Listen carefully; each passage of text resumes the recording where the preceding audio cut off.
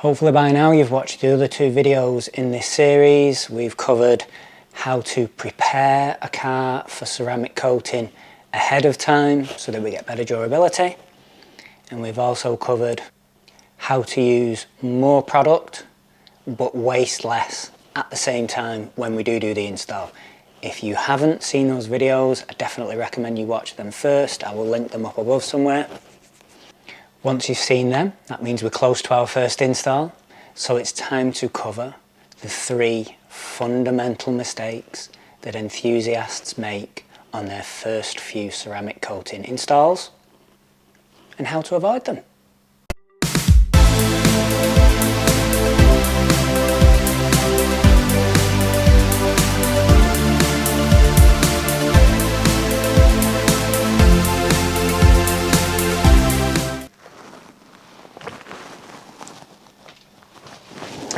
Okay, so it's almost time now, you're almost ready. You've probably got the car lined up, you've probably bought the coatings that you're going to use, you've got your applicators and your cloths.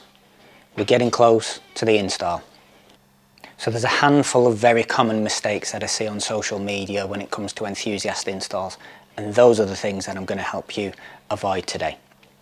Most of them are logical and the fixes are very, very easy, but you have to know they exist. Otherwise you can't fix them. So the first one is always apply wet to wet. And what I mean by that, and if you can think about it visually, let's say you're painting a wall at home. You would never start in the middle of a wall, work out to one side, then come back to the center, start again, and work out to the other side. Every time you apply the paint, it's drying as you work away. If you start in the center and work to one side, by the time you come back to the middle, that patch is already drying, you're going to cover that and you're going to get lines, very obvious stripes in the wall. It's exactly the same with ceramic coatings. Tip number 1, to avoid dry edges and trapped cured patches, we're always going to go wet to wet. We are always going to start at one side of a panel and work our way across. Some coatings are very, very forgiving. If we're doing the bonnet, you're going to start at one side of the bonnet and you're going to make your way all the way to the other side.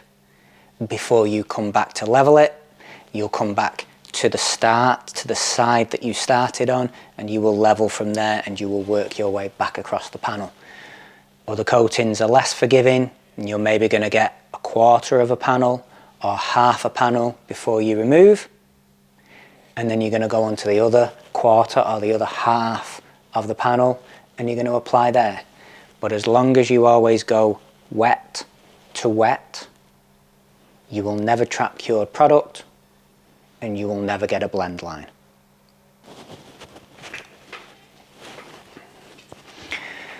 Okay, so following on from that first problem and first tip, the next thing I see very often is, let's go back to that bonnet that we're applying on. Let's say we've applied to half of that bonnet and removed. So we've started at the outside and we've worked to the center. The next problem is a lot of people will go to the other side of the bonnet, but they will start on the other side and work to the center again. If we then remove from the other side towards the center, not only are we not really sticking to the wet to wet rule, we're also going to be pushing new product way over onto the already curing side. So not only do we want to apply from the outside to the center and then from the center to the outside, we also want to level from the center to the outside, pushing the product away from the cured side. And then when we use our insurance cloth, this is something that we'll be covering in the very last video. It'll be a little bit longer and a little bit more involved and there will be more tips. I want to get you prepared beforehand. This is what we're doing now. But we're going to use, ultimately we'll be using 3 cloths.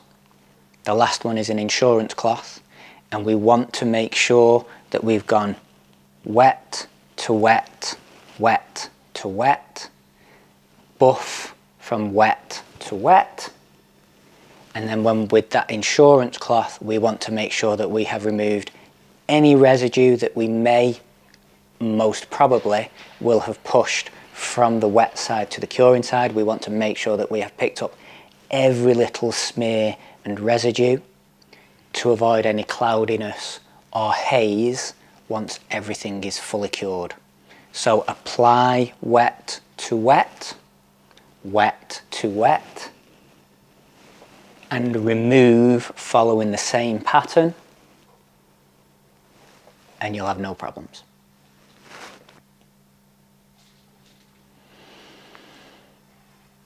So tip number 3 is a natural progression from tips 1 and 2, and that still revolves around the pushing of wet liquid onto other parts, but this time it's not other parts of the same panel, it's onto other parts of the car or adjacent panels. So let's go back to that hypothetical bonnet that we've been talking about.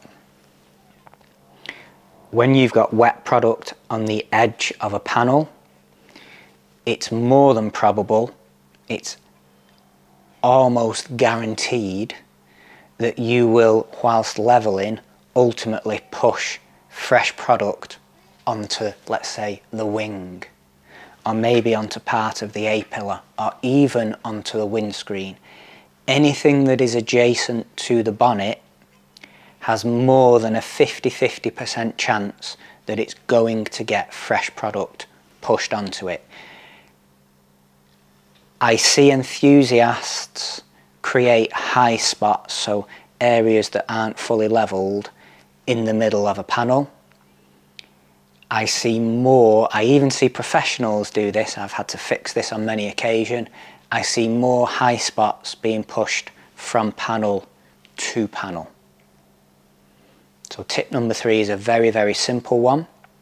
Always be conscious of where you are moving curing liquid, and make sure that with cloth number 2 and cloth number 3 you always wipe up adjacent panels. Whether you believe you've pushed liquid there or not, it takes seconds to wipe up those, just the top of the wing, let's say.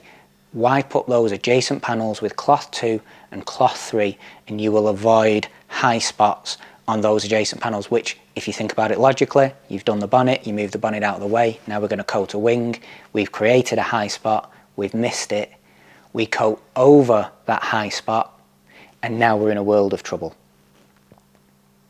So tip 1, apply wet to wet. Tip 2, level wet to wet. And tip 3, always use cloth 2 and cloth 3 on adjacent panels to be fully sure that we are not creating high spots that we miss later on. So it's quite short and sweet this time. Hopefully all of those little knowledge nuggies made sense, and the fixes for those also make sense. If not, please put your questions in the comments below. I'm committed to trying to help you with these basic fundamental problems. I don't live on YouTube, but I do check in once or twice a day. If there are any questions, ask them there. I promise I will try and get to you. So we are 3 videos down now. We've got 1 video left, which will be a little bit more involved. There will be a little bit more going on, and there will be more knowledge nuggies than you're used to, or that we've covered so far, and more tips to fix those. It's probably going to be more like half a dozen to 10 little factoids that we cover. But we are ready now. You are ready now. You can do this. You've got nothing to worry about. Anxiety is the killer of all jobs. If I can take away your indecision and your fear of the mistakes that you might make, you will make a lot less mistakes. So I'll be back as fast as I can to do the final video, and then we'll move on to some other playlists, probably go to machine polishing next, but I've got a few lined up. I hope you're enjoying the content. If there is anything specifically you would like me to cover, again, pop that in the comments below. If I get the opportunity, when I get the opportunity, we will cover them.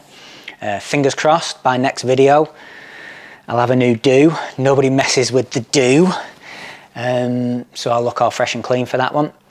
And in the meantime, happy detailing. So I will see you on the next one. Again, thanks for stopping by. Thanks for sticking with me. If you haven't, like, share, subscribe and all that nonsense. And I will see you soon. Thank you.